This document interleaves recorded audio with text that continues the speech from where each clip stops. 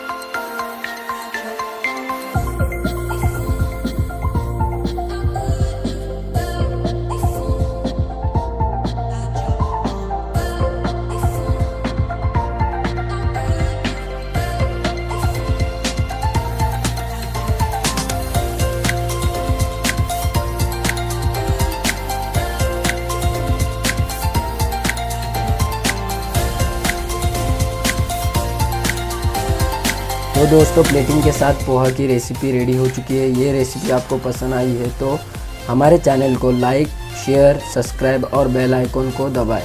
Thank you for watching.